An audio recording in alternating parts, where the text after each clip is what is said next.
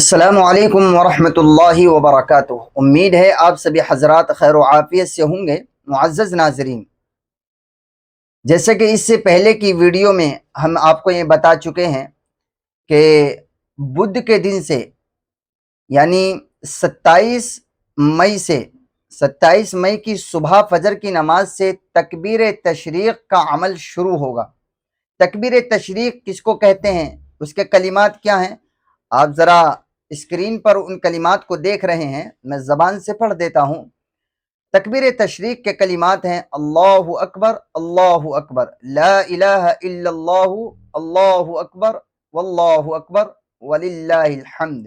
یہ تکبیر تشریق کے کلمات ہیں جن کا پڑھنا ہر مسلمان پر، بالغ مسلمان پر، چاہے وہ مرد ہو یا عورت، دونوں پر ہر فرض نماز کے بعد میں ایک مرتبہ پڑھنا واجب ہے، ضروری ہے۔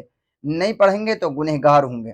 لیکن اب سوال یہ ہے کہ جیسے فرض نماز کا سلام پھیر دیا اور فرض نماز کا سلام پھیرنے کے بعد تکبیر تشریق پڑھنا یاد نہیں رہا، بھول جاتے ہیں، اور اپنی سائیڈ میں بیٹھنے والے سے کسی سے کوئی بات چیت کر لی، تو کیا اب وہ بات چیت کرنے کے بعد میں وہ یاد آئی تو کیا آپ پڑھیں گے، یا آپ پڑھنے کی ضرورت نہیں ہے، وہ ختم ہو گیا؟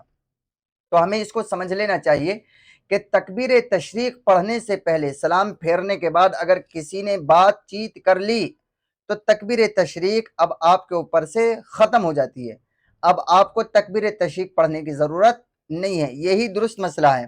اس لیے سلام پھیرنے کے فوراً بعد میں مرد حضرات کو زور سے بآواز بلند اور عورتوں کو آہستہ سے تکبیر تشریق کے یہ کلمات پڑھنا چاہیے جو آپ اسکرین پر دیکھ رہے ہیں: اللہ اکبر، اللہ اکبر، لا الہ الا اللہ، واللہ اکبر، اللہ اکبر، وللہ الحمد۔ یہ کلمات آپ یاد کر لیجئے اور اس ویڈیو کو شیئر کر دیجئے۔